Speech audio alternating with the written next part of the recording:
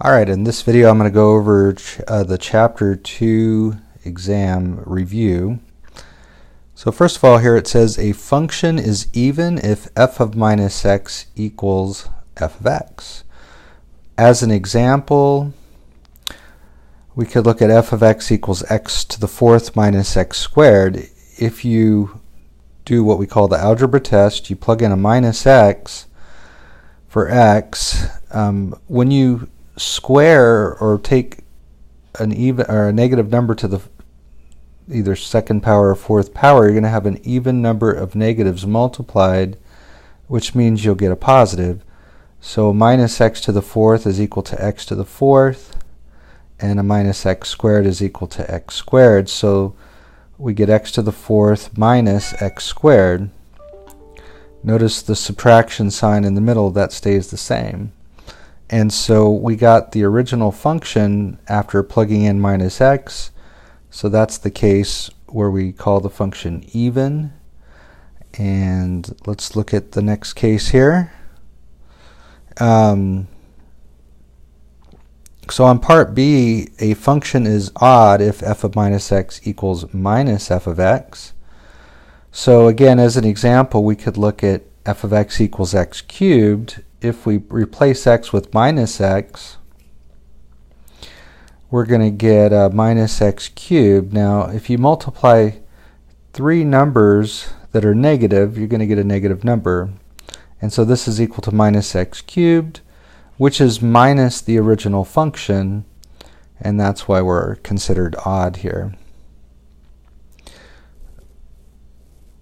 On letter C, an even function is symmetric with respect to the y-axis, and an odd function is symmetric with respect to the origin. Oh, I'm sorry, I forgot. An example of an even function would be y equals x squared. Notice the symmetry with respect to the y-axis. And then again, for the odd function, it's symmetric with respect to the origin. And an example of that is the one we just looked at, y equals x cubed. Remember, I call that the John Travolta. It's got that shape there, but it has symmetry with respect to the single point 0, 0, which we call the origin. On letter E here, it says y equals minus f of x reflects the graph y equals f of x across, that would be the x-axis. And that's our most common case when we have reflections. Normally the minus is out in front of the function. So for example, y equals minus x squared would be reflected across the x-axis, so it actually would open down. On letter F, it's going to be the opposite. If the minus x is inside the function, or notice here minus x is the input, we have reflection across the y-axis. So an example is y equals the square root of minus x. Whoops, I'm getting ahead of myself here. On G, this is going to cause us a shift 2 to the left. So as an example, you could have something like y equals the square or the absolute value of x plus 2. That would result in a shift left 2. And notice the plus 2 is inside the absolute value symbol, and that tells you you're going to have a horizontal shift. On letter H, you should have said it is going to move up 2. An example of that would be y equals x cubed plus 2. That would be the John Travolta graph where every point is moved up 2.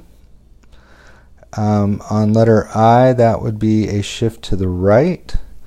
An example of that would be y equals the square root of x minus 2. Again, we've talked about how horizontal shifts tend to work backwards. I see the minus 2 inside the square root symbol, which tells me it's going to be a horizontal shift. And the minus 2, I would have thought it went left 2, but it actually goes right. So again, horizontal shifts work kind of the opposite of what you might expect. And then the last one there, we're going to shift down. An example there would be the square root of x minus 2, where the minus 2 is separate from the radical. All right. On letter K, it says the graph of a function and its inverse are symmetric with respect to the line given by its y equals x. And we'll see that later on one of the problems. A function f has an inverse, we call it f inverse. The domain of f inverse is equal to the range of f, and the range of f inverse is equal to the domain of f. So we talked about how the domain and range for the original function and the inverse function are flipped or opposite. All right, let's move on. It says find the slope and y-intercept of the line 3x minus 4y equals 24. Well, we have a form of a line. It's called slope-intercept form. So we want to use that. What we really want is this equation to be in that form. So we just need to solve for y, and then we'll know the slope and the y-intercept. So again, we know that the number in front of x is the slope, and that the b there indicates where the y-intercept will be. So we'll subtract 3x first. We get minus 4y equals negative 3x plus 24. And then we're going to have to divide by negative 4. And so we're going to get y on the left. Negative 3 over negative 4, that's a negative divided by a negative. That'll be a positive 3/4 x. And then we have 24 divided negative 4, that's negative 6. So we'll write minus 6. So you can see our slope is 3/4, and the y-intercept is going to be 0, negative 6. Now on number 3, it says write the slope-intercept equation. So that's that mx plus b form of the line that goes through these 2 points. Well, anytime we need to write an equation, we're going to need point-slope form. That's this one here. And we need a point and a slope in order to use it. Well, we don't know the slope of this line, but if we have 2 points, we have the slope formula. Oops, I'm getting ahead of myself here. So that's point-slope form. We need to find the slope, and we can use the slope formula. So let's go ahead and call this the first point, and that one the second point. And let's plug in our numbers here. We've got y sub 2, which is negative 3, minus y sub 1, which is negative 5. So notice we're subtracting a negative there. And then you've got negative 2 minus 3. And so we're going to end up with 2 over negative 5, or negative 2/5. So now we have the slope, and we can use one of those points. It doesn't matter which one. Remember, to use point-slope form, we need a point and the slope.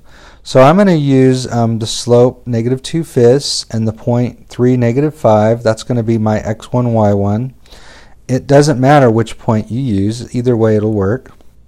So let's plug in our numbers. We get y minus negative 5 is equal to our slope, negative 2/5, times x minus x sub 1, which here is 3. And then it did say write the slope-intercept equation. This is actually the point-slope equation. So let's simplify by first changing that to a y plus 5. And then when we distribute there, we're going to get negative 2/5 x and a plus, let's see, we got to multiply a negative times a negative, so that is positive. Let's multiply 2/5 and 3 off to the side here, and that's going to be 6/5. And the only thing left to do is subtract 5 on both sides. So we have, let's see, 6/5 minus 5. We need a common denominator, so I'm going to multiply by 5 over 5. So this becomes 6/5 minus 25/5, and that's going to be negative 19/5. So we get minus 19/5. So the numbers didn't turn out to be so nice, but that's going to be our final equation that's in slope-intercept form. All right, let's move on to number 4. So with these problems, you're going to want to solve for y first, and then you have to determine, does each input have exactly one output? If it does, it's a function. So I'll show you what to look for here. So on letter A here, we'll need to subtract 3x on both sides. We're going to get y equals negative 3x plus 1. So we're solved for y, and for each value that you plug in for x, each input, you're going to multiply by -3 and add 1. So each time you're going to get one answer when you do that, or one output. So each input does have exactly one output. And so this is a function. So let's go ahead and do b now, and you'll see how, let's just make that comment right there. It did say state your reasons. So each input has exactly one output. That's why this is a function. On b here, we need to solve for y, so let's start by adding 4x squared to both sides. And so now we have y squared by itself. Now remember, when we take the square root of both sides, which is what we need to do to get y by itself here, since taking a square root is the opposite of squaring, when we do that though, we have to remember that plus or minus. And so we get y equals plus or minus 4x squared plus 9. So think about it. For example, if I plug in 0 here, I would end up getting plus or minus the square root of 9, or plus or minus 3. So if I plug in 0 for x, I get two outputs. In fact, for pretty much almost every input that we plug in, we're going to get two answers or two outputs. And so here's a case where each input doesn't have exactly one output, and so this is not a function. So this is what you're going to watch for on the test, is when you solve for y, do you end up with that plus or minus? Because if you do, you're going to have something that's not a function. So on letter C, we're just going to subtract these terms, or we're going to basically move these terms to the other side. And notice we're solved for y. We don't have any plus or minus or any of that. In fact, we know this is a parabola, so it's going to have it's a function, and we know its domain is all real numbers, but certainly this is a function. We don't have anything going on like we did in B, and so this is a function. Each input does have exactly one output. Alright, on D and E, we know that if x doesn't repeat, it's a function, so D is certainly a function. And if you look at E, notice those 2 points there, so x does repeat. So -3 is an input value that has two different outputs. That's what makes this not a function. The easy way is just to see that x repeats. So this is not a function. On F, G, and H, we're just going to use the vertical line test. So certainly F is not going to be a function. Whoops, hold on a second. Let me go backwards here.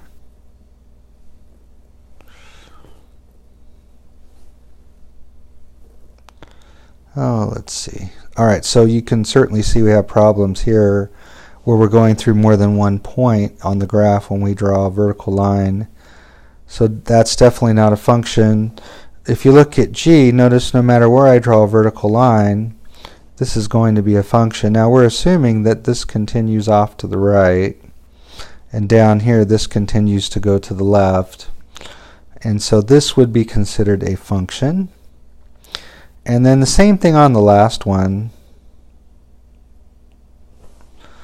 No matter where you draw a vertical line, you can only go through one point. Oops, I didn't finish up that last one. So this is also a function. Both of these pass the vertical line test. All right.